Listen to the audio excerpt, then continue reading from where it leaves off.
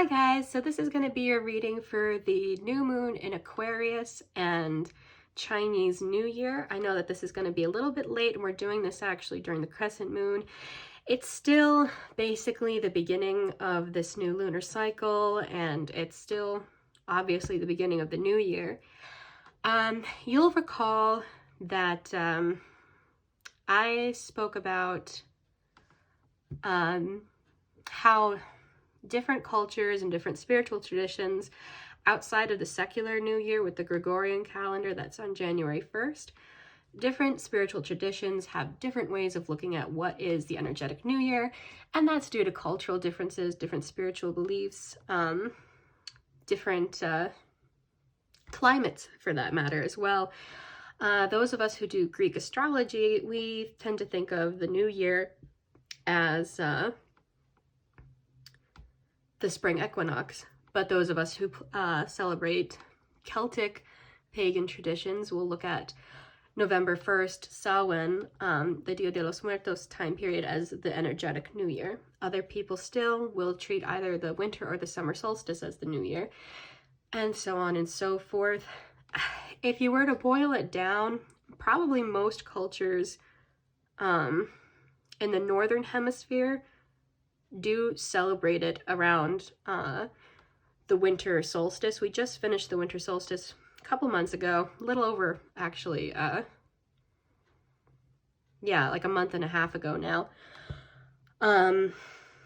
As you know, we started with the sign of Capricorn. We're getting through the sign of Aquarius now. And it's interesting because we just had the Mercury retrograde ending, and that was going through Mercury was going through Aquarius and Capricorn as well. And then you have the Chinese New Year. The reason why I'm going to do a proper what's coming in the year ahead type of reading for this is because it does seem to, even though I celebrate the energetic New Year around Samhain, right now is the time period where most people align with the idea of a new year, both because it's closer to the January 1st secular New Year and also because it's closer to the winter solstice. So the reason why we didn't have it, the Chinese New Year on the, and I'm going to leave a timestamp in the description for when the tarot portion of the reading starts. The reason why we didn't have the Chinese New Year start on the first new moon right after the winter solstice was because the winter solstice this year actually started after the nearest full moon. It was just afterwards. And so a full lunation, a full lunar cycle had to complete before it could actually energetically be considered a new lunar month coinciding with a new year as well for the Chinese calendar. So that is why the beginning of February was the Chinese New Year. We had the new moon in Aquarius. We're going to be asking about what that moon is going to be bringing in, and we're also going to be asking about the energy of the Chinese New Year and what that means for the rest of this year. And that's the other reason, is because the Chinese New Year tells us what the year sign is going to be. And that's a really good way to look at, oh, what's the energy of the rest of the year going to be? So I like doing it that way, just for general readings purposes. So, with that said, we are in the year of both, we've got both the month starting in the water tiger and the year starting in water tiger, and it's yang water. So that's think of it almost like a rainstorm happening in a rainforest. That's the kind of energy we're getting. It's bringing a lot of new life. So if things felt like a barren desert or just kind of dead in the water, this is going to bring a lot of new life. It's going to come with very intense energy, though. It's not like the new life of a gentle trickle on a grassy plain. It is a thunderstorm in a rainforest. It's going to bring a lot of life, but it's going to be perhaps a bit intense. And just like the tiger is very intense, passionate, courageous. If you follow Greek astrology, it has a lot of similar qualities to the sign of Leo, but it also has some similar qualities to the sign of Scorpio. I'm going to go into further detail about that on the server and explain that in more detail. Those of you who already like Chinese astrology, you will already know what I'm talking about. This is going to be a really powerful year for kind of rejuvenating your personal energy, taking your personal power and empowerment back in your life, really putting down some boundaries. If you have yang fire in your chart, in one of your 4 pillars in the Bazi chart, this year is going to be like a hurricane and a volcano going off at the same time. There are going to be good things going on perhaps in your other pillars, the month and day and hour pillars. We'll go into that more on the server. Overall, if you have yang fire, you should actually be doing all right. It's going to be a bit shaking things up, but you'll survive it, right? A volcano doesn't die in a hurricane. It just, you know, the mountain that it's under still exists. The tectonic plates under it aren't affected too badly. They still exist. The lava under it still exists. And the hurricane obviously isn't stopped by the volcano. It's going to be 2 forces that don't cancel each other out, but aren't, they don't grow each other like the rainforest example. That will be the general energy of the year for everybody. So if you have yang fire in your chart, just be mindful that things will be a little bit, and this might be a good thing if you've been dealing with something difficult over the past several years and you really want to change. This will be the year that things will shake up for you. So try to harness the positive of that energy and be prepared to, you know, energetically clear your space, put down some, I'm actually getting a bit of nervous energy because I think there probably are a few viewers who do have yang fire in their chart and they might be feeling the nervousness of it. I'm kind of empathically picking that up because when I did the other video, I was pretty calm, even a bit tired, but right now I feel my hands shaking a bit, and I did like a couple hours of grounding before doing this video, guys, so I'm definitely kind of picking up on something kind of anxious, like, oh gosh, if I take this leap, will it turn out okay? And Year of the Tiger basically says, yes, take the leap. If you don't, that's where it's gonna hurt you. Take that leap. Pounce, basically. You've got to pounce on, and you know, a tiger will stalk in the woods behind the trees and pounce at the right opportunity. So don't pounce stupidly, but don't fail to pounce at all. I think that's going to be the energy that you'll be getting if you have yang fire in your chart from a yang water tiger year. And the month is also starting out that way. So it does bring some fierceness to the feminine energies, the home, women. There's going to be perhaps memories as well, and anxieties will be getting cleared out in this month of the water tiger. You're going to be, the more you handle this energy with being willing to face it head on, without maybe jumping, you know, have that stalking energy of the tiger where you like, and I mean stalk in the woods, not like stalk like a stalker, but stalk like,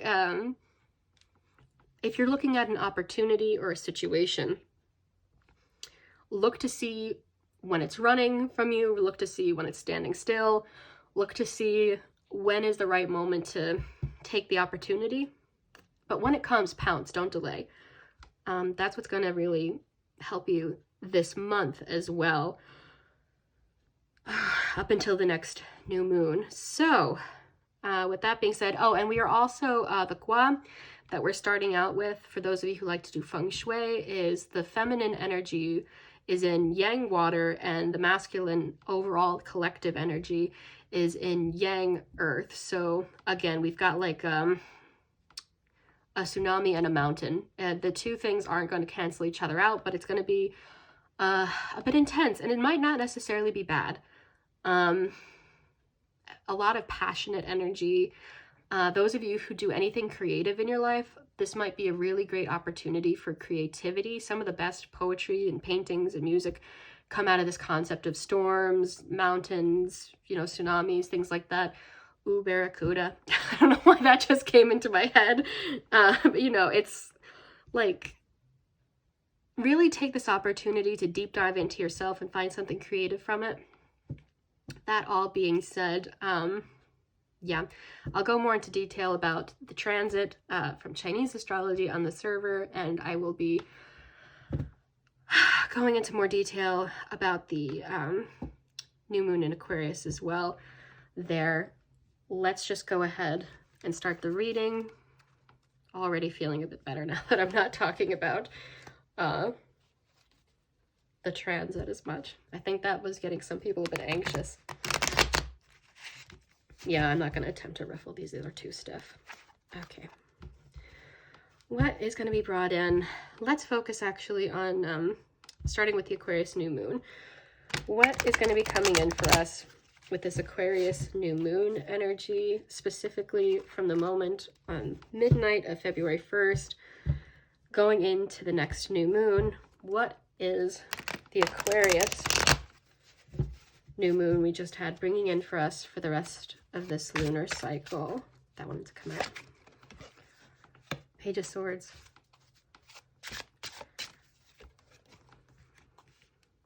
Wheel of Fortune. Yes, I love that. Okay. Eight of Coins. Seven of Cups. Oh, that's so interesting. Okay. And then the Eight of Swords. Okay. So, I did actually things a little bit in reverse this time around because why not? Everything's been topsy-turvy since the retrograde season. We started out the last reading with the Seven of Cups, and this one's ending with the Seven of Cups. So if you haven't already, go check out that reading to see what happens after this energy, because it starts out with the Seven of Cups and it goes to the Magician. So you get that clarity and what to do about it. So right here I'm seeing, and I think we had like spindle energy, and I mentioned the web in the last thing as well. So that's really awesome. So I'm seeing here, Page of Swords is, and it looks like she's looking. We've got the messenger bird again, kind of like whispering something in her ear or chirping something in her ear. We've got a full willow, like a weeping willow, but with like very healthy branches. I'm seeing this as, again, we're getting that looking for opportunities thing. She's like on top of a mountain looking at her vantage point over the city. I think we got this in another reading with this deck as well, for the public videos. And the wind is blowing in her direction. I'm seeing really she's waiting for the right opportunity to come to strike, right? And with the willow in the background here, it's almost like maybe she feels like she's been waiting a long time, but she's getting some communication that's making sense of things. And with the Wheel of Fortune, I feel like a lot of people have been waiting for a change to happen, but they might have felt a bit stuck in a web, right?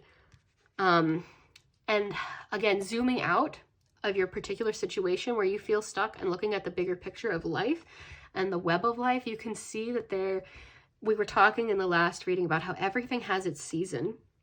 And this period of feeling stuck is like the winter of your life, right?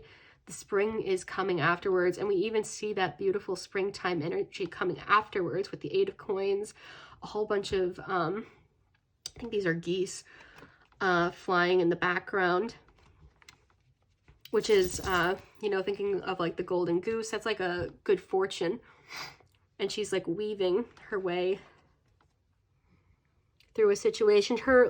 She's like weaving something, and there's like a bunch of thorns. She's weaving these pentacles, but they have like thorns and stuff. So it feels like she's been working hard at something that has been painstaking, perhaps painstakingly slow, or just taken a lot of effort, and it feels like maybe those efforts haven't been rewarded, and it's very tempting to just say, screw this. But she doesn't, is ultimately, I think, the point of the myth of this card. And also going into what comes after the Aquarius energy, into the Pisces energy, we saw that if you don't give up, you get that Magician energy towards the end of this. I think this is really good. And with the geese, we're seeing like good fortune will come out of this, even though it seems very difficult right now. She's even like crying a bit.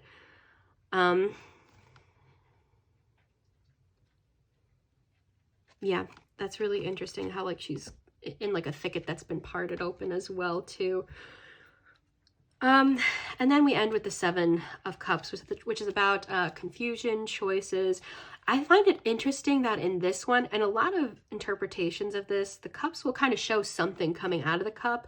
In all of these, though, the lids are shut. So it's feeling like you don't know what's ahead of you because the direction isn't clear.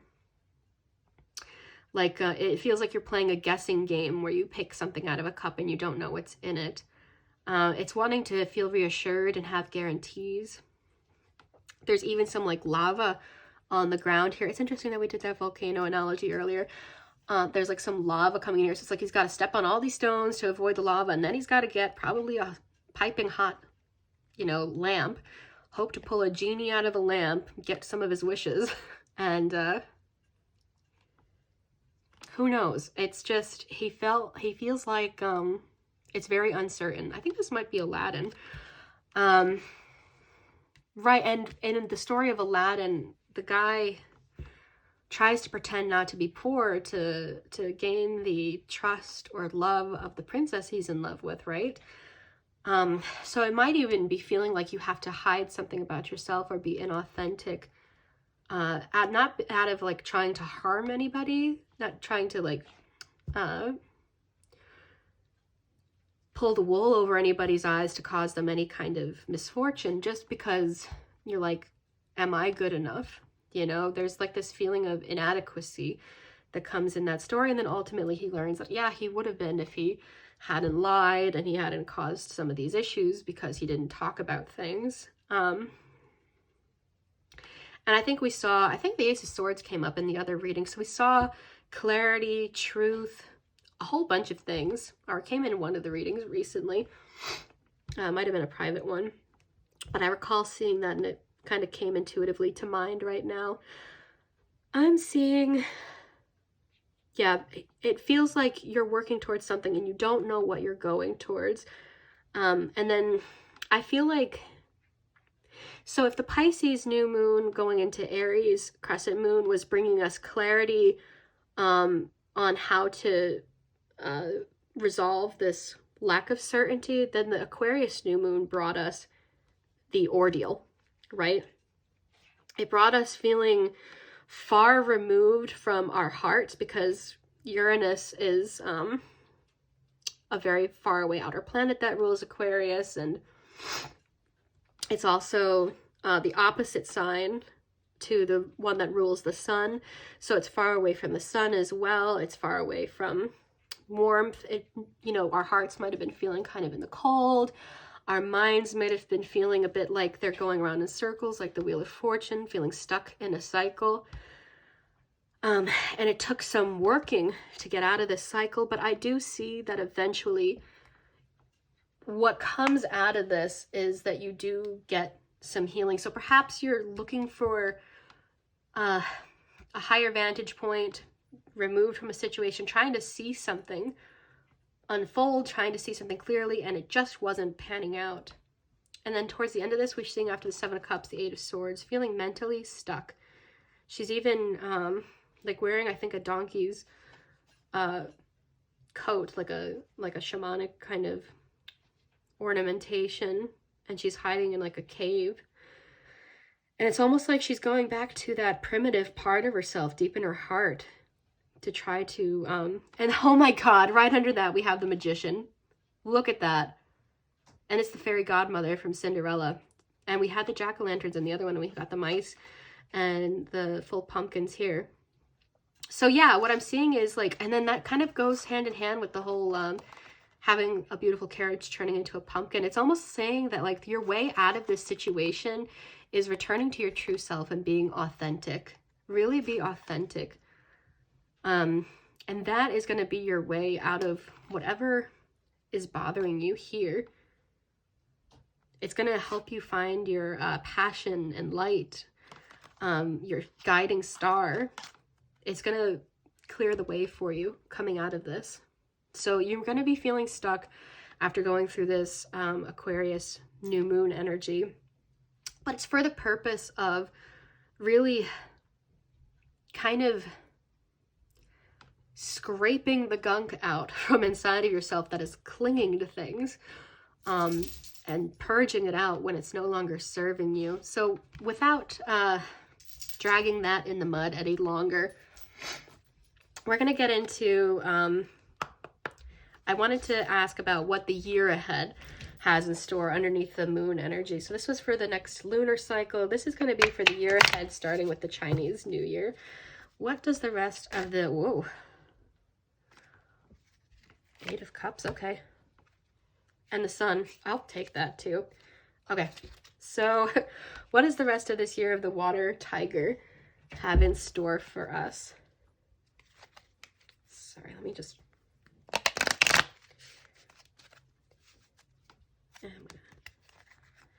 Sorry, I'm having to like pull these back because it's too big. Ugh. There we go. Oh, man. What does the rest of this year of the water tiger have in store for us? The moon. Oh my gosh. Yes. Okay. I like that. Oh, these two wanted to come out. Love, the Two of Cups. And then, I'm sorry, that was my cat. And then the Nine of Discs.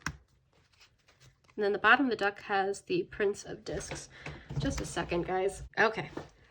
Even my cat's feeling a bit nervous, so it's not just me. There's definitely a nervous, and it started as soon as we started talking about the Chinese New Year again. Okay. So yeah, it's going to be bringing a bit of a nervous energy to some people, I'm seeing. So, indolence, that's interesting. So the Eight of Cups,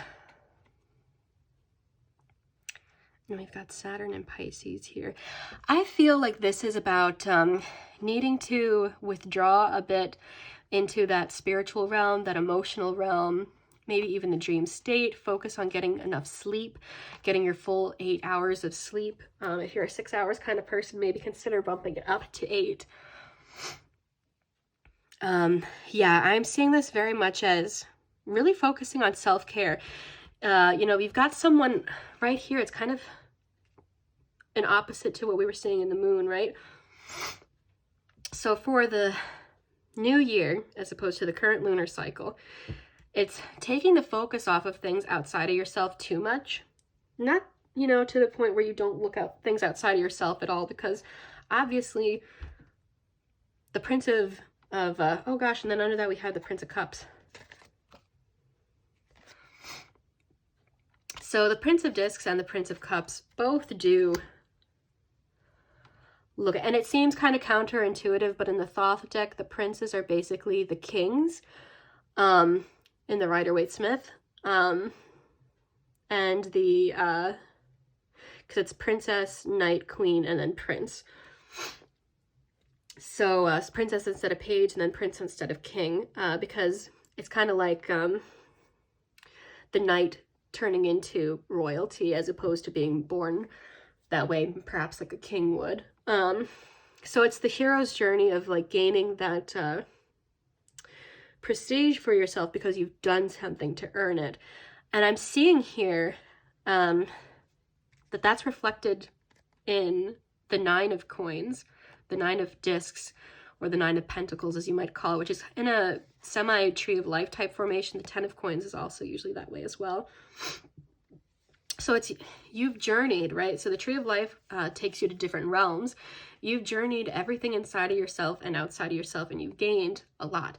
That can be material gain, finances, security. It can also be gaining a lot of love and abundance with your relationships, gaining self-confidence, gaining wisdom. You gain so much from this journey through the world tree, this Tree of Life.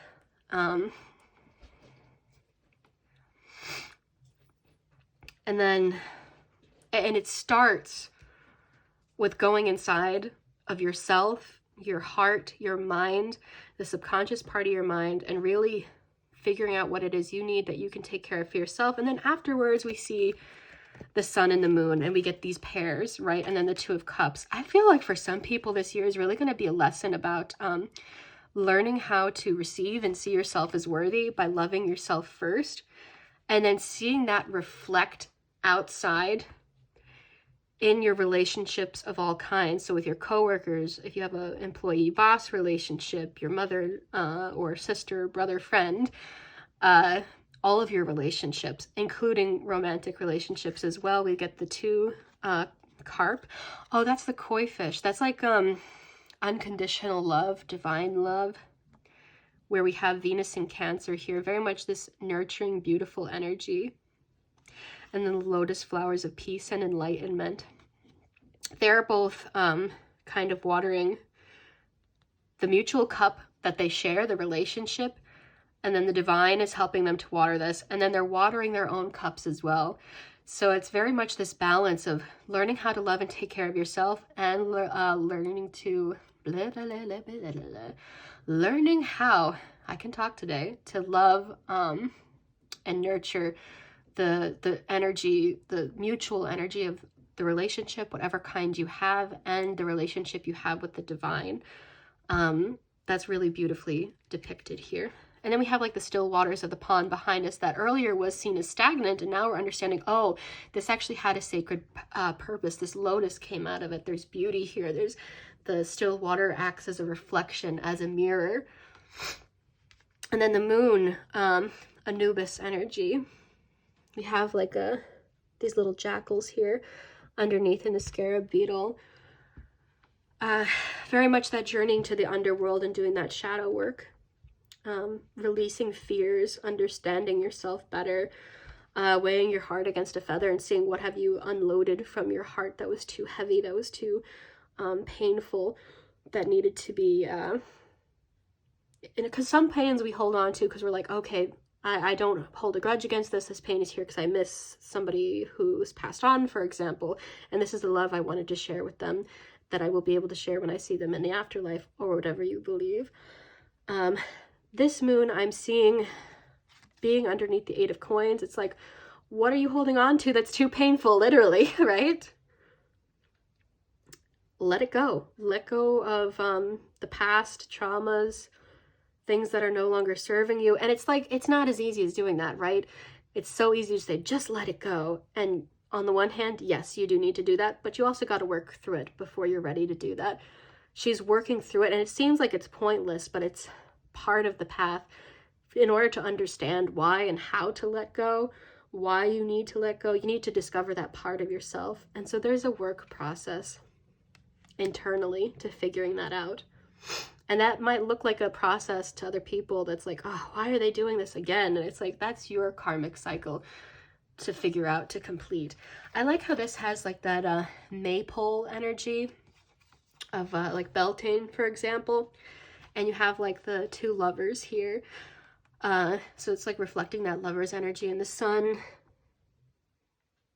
Some decks I think also tend to show children. And oh, there they are. This is the, it's showing the Gemini, and then the whole zodiac here. And it has the scales of justice and then a solar wheel coin at the bottom there. I'm seeing this very much as balance. I think this might even be on the Hill of Tara. Very, very detailed energy here, enlightenment. And again, we're getting the energy that in the message rather, that the springtime energy coming in the spring is probably going to bring a lot of release, joy, starting a whole new chapter for a lot of people. So that message that the springtime is a whole new energy still rings true and valid even when asking about the Chinese New Year. I'm seeing this, yeah, because the tiger will wade in the waters as well sometimes.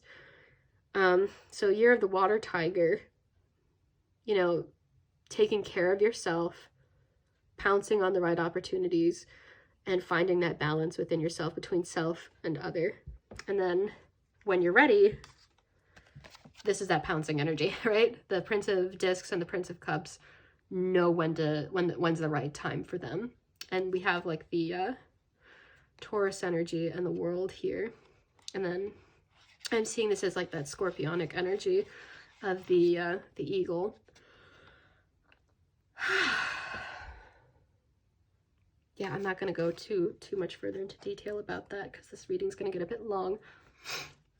So I wanted to go over what some of the bridging energies between these two things might, there we go, might be. Between, yeah, the new moon and the Chinese New Year. Okay. Let's just knock that for good measure. My hands are feeling so nervous today. Not even all day, just now as soon as I started the reading. Oh my God.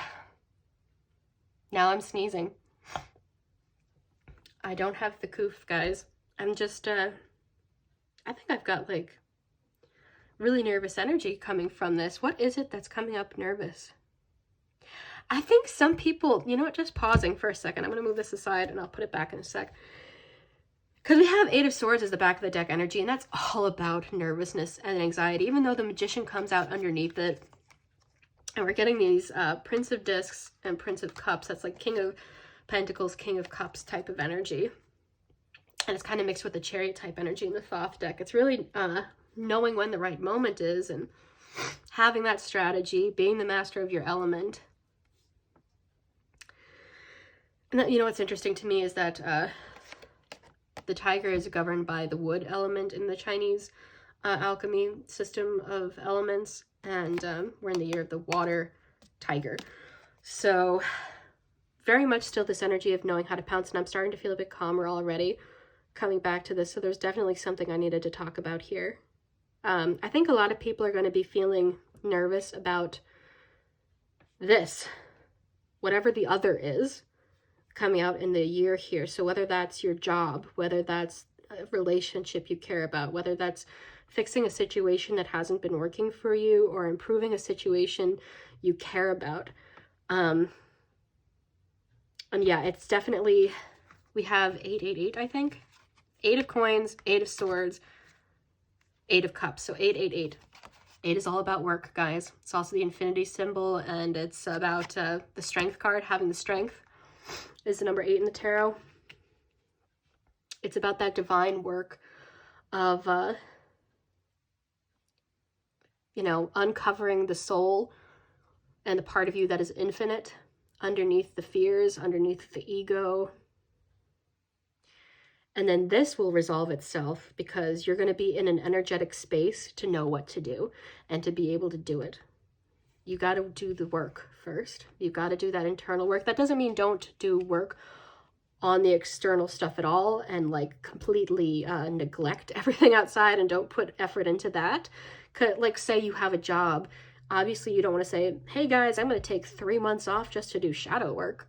You know, you have to do your work, but don't overextend yourself in your job. For example, if it's a job or a relationship, don't overextend yourself there to the point you're neglecting to do this. Take the time, slow down. Don't take on that extra project. Don't do this, that, or the other thing until you've handled yourself first. That's what's really coming through here. And so the beginning portion of the year, I feel like we're really going to see a lot of internal work, and then towards the spring and summer, it's going to be coming into that, now everything's finally clicking into place type of energy. Okay. And then we've got the 7 of Spades. Sorry, 7 of Clubs. What am I talking about? We've got the 7 of Clubs. Why did 7 of Spades want to be said?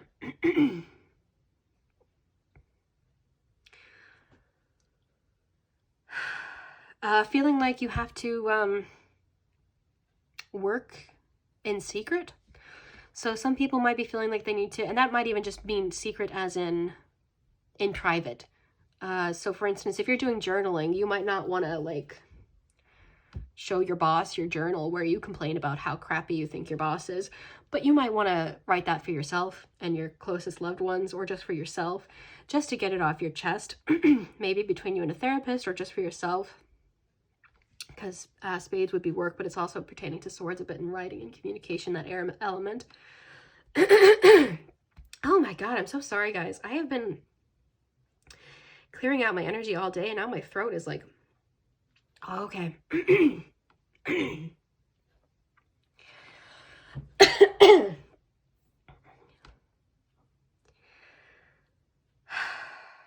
Nervous to tell somebody something,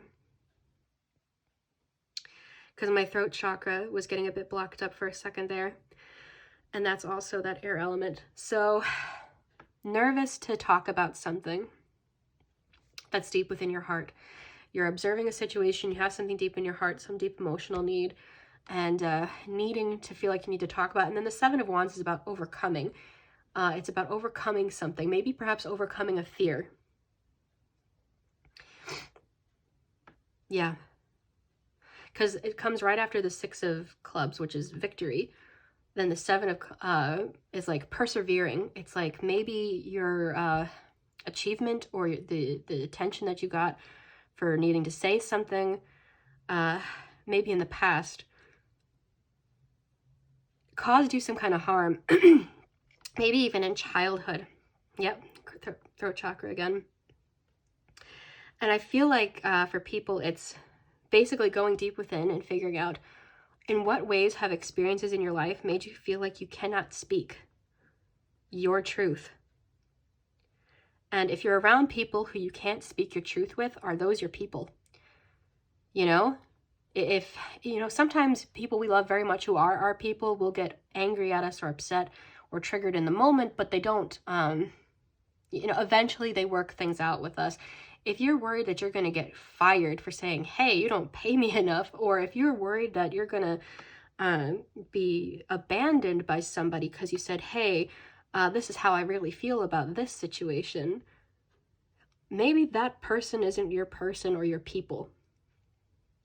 Or alternatively, maybe you're having distorted thoughts about the situation, and the truth is, actually, you can tell them and they won't react as badly as you think they will, but there's some kind of trauma response where you think that they will, and it's overcoming that thought process, that anxiety, that fear, which is, I know, perhaps easier said than done for a lot of people, and then speaking it is the energy that I'm getting coming through here, so that that block can be cleared and you can move forward into this really nice energy we've got going on for the rest of the year spread here.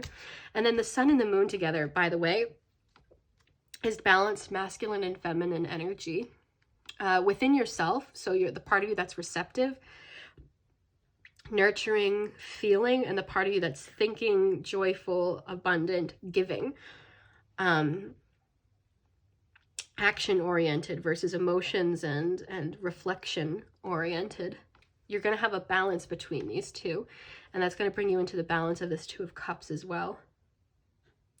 So it's really discovering that part of yourself. This is going to be a super long video, but you know what? Who cares? This all needs to get out, apparently. Already feeling a bit calmer again. Every now and again, it just comes and it's like, okay, I need to focus on something I'm missing. And now, what's the bridging energy? We got the Two of Cups again, the two of Hearts between the sun and this Wheel of Fortune. So you'd have this new beginning. Once you unstick yourself, you get unstuck from that cycle in your mind, and you can focus on the bigger picture, the bigger cycle, what season you're in, the springtime coming. You can really get into that Two of Cups energy, right? So this is about the self, and this is about the synthesis, right? The harmony between self and whatever your situation is. And, oh, that wants to come. And then we've got the Two of Diamonds, the Two of, almost kind of like Two of Pentacles energy, but I'm seeing here that this is about, and we've got like the Eye of Horus and the Eye of Ra. So protection. I'm seeing protecting what really matters, what you really value, what's infinite, and coming to terms with what your values are. Maybe excavating anything that's not your true values. Yeah. And then Seven. Oh my gosh, I had that Seven of Spades thing coming. So we already talked about what the Seven of Spades was, really coming out of that. And it's underneath the Seven of Cups. So 777, you might be dealing with 7th house energy, relationships, partnerships, work partnerships, in business. You might be dealing with 7 is the day of rest in Hebrew numerology. Right, having that moment of rest to go within, work out your mental stuff, your confusion, your deeper needs, and then coming out of that into a state of balance with your partnerships, whatever that is for you, whatever your partnership is, whether that's love, whether that's work, or maybe all of those things at once. Why am I shuffling? Because apparently I need to go to the King of Spades underneath in Typhon. Right. Okay, so you might even feel, I feel like some people are demonizing themselves here. They feel like they're like the king of all monsters. But the truth is, this is just another energy, right? And it's that serpent energy of that Kundalini rising. And even maybe, so on the one hand, opening up your base chakra, your root chakra, and sacral. And we've got the wings, so balancing both the crown and the root. But I'm also seeing like being the master of your own mind and your own life. You know, really coming into contact with that shadow aspect of yourself and owning that part of yourself instead of disowning it. Getting into contact with those, you know, we've got like a lot of beautiful archetypes like the solar energy and the bright, beautiful things about ourselves, but we also inhabit other archetypes, like the internal monster, our internal demons. And I think this is about saying, you know, you can be master of that part of yourself as well. Right. So I think, yes. So right under that was the Ace of Pentacles, which has like I think it's a serpapod, but it has like a manticore type energy. It's like a cat with a scorpion's tail, which is the strength card in the Thoth deck as well. So it's that Scorpio Leo energy, that coming out of darkness into light, 8th house into the sun. So yes, we're gonna get some animal guidance since we're doing the Chinese zodiac as an animal zodiac. So let's see what we've got here. Chimpanzee. What else wants to come forward for this new year? The blue heron. What other energy wants to come through for this new year? Rattlesnake. Puello. And then the peacock on the bottom. Let yourself stand out and be noticed. Yeah, we were talking about speaking your truth, really showing your true colors, what makes you radiant. It often is hiding in the parts of yourself that you perhaps demonize or you think won't be accepted, whatever truth you think you can't speak. I was only going to pick like 2 or 3, but I felt called to take more. Use both your intuition and your intellect to solve the problem or get answers to your question. Exactly. You know, not abandoning either the sun or moon aspect of yourself, but really integrating both together, balancing your masculine and feminine. Absolutely. We were just talking about that. Make a stand for what you believe in. Oh my God, guys. Make a stand for what you believe in and do what feels right in spite of any judgment or disapproval from others. And as I was saying, your people, your real people will not judge or disapprove of you. You know, those are the people who are going to stand by you no matter what. The experiences that you're presently going through are an initiation into filling your purpose as a healer. So for those of you who were experiencing a really hard time during the retrograde season and are coming out of that difficult energy into that more beautiful energy later this year, I think that applies for you. And then Puello, the Hawaiian owl, your ancestral spirit guides are offering you guidance now, so pay close attention to signs and omens from them. And obviously the owl is about wisdom. Yeah. So, and we got 3 birds, by the way, guys. And then we had a whole bunch of birds in some of the other decks with the other reading. And then we have the condor underneath that. So I'm going to go ahead and read that. You're too enmeshed in this situation. So step back and see the bigger picture before making any decisions or taking action. That's a repeat message from other parts of the spread in this reading. So yeah. I'm going to go ahead and do the moonology portion of this reading now, because I think opened up to believe in the possible blue moon. So, yeah. Oh, come on. Come on, come on.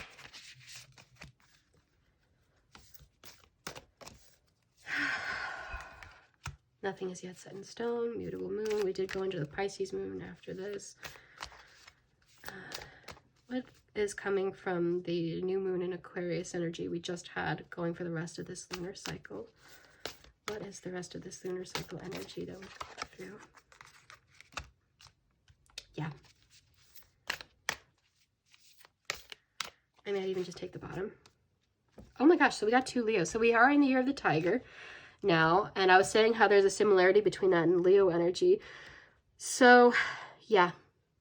I think some people might be giving themselves less credit and saying, like, through negative thinking, saying, oh, this is doomed to fail. And it's saying, not necessarily. Have some faith in yourself. Have some confidence in yourself. Confidence, really going in, doing that inner work to figure out what will kind of clear that energy for you. And at the same time, it's like a two-way street, because your fears and your pride are 2 sides of the same coin. They're both ego. That is what's really hard for people to pin down. But Leo has all this beautiful energy, leadership, creativity, confidence.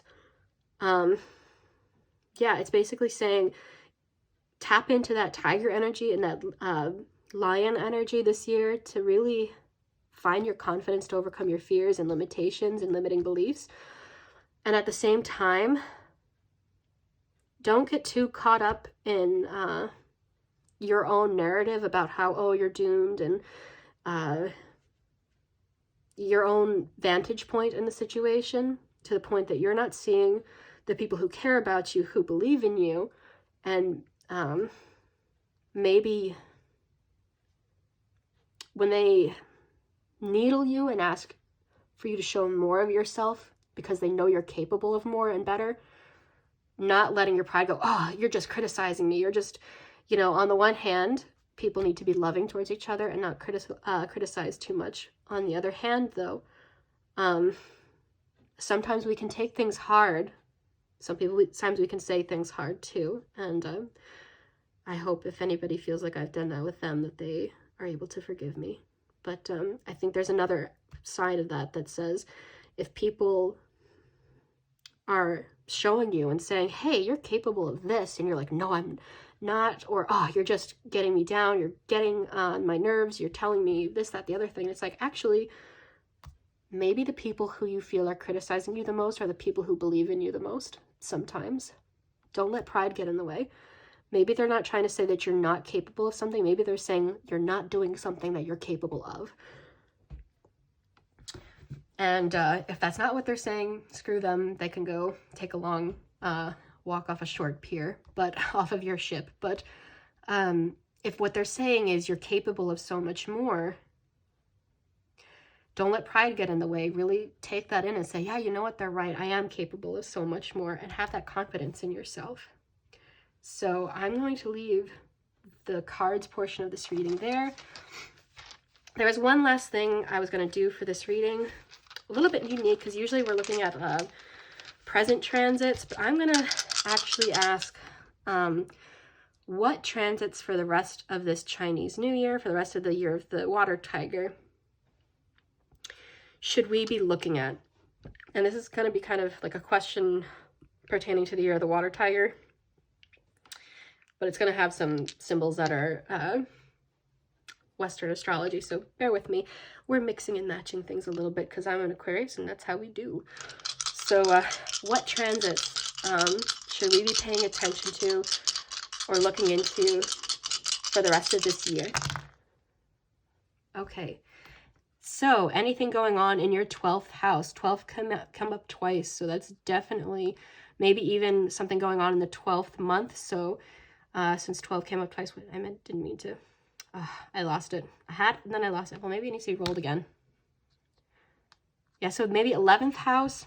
Oh, sorry, that's showing up as 4 for you guys. So 4th house, 12th house, maybe 11th house energies. And then the 4th, 12th, and 11th months is what I'm going to say. So April, November, and December might have some important transits going on. And then look at stuff going on in your personal 4th and 12th houses. And then also take a look at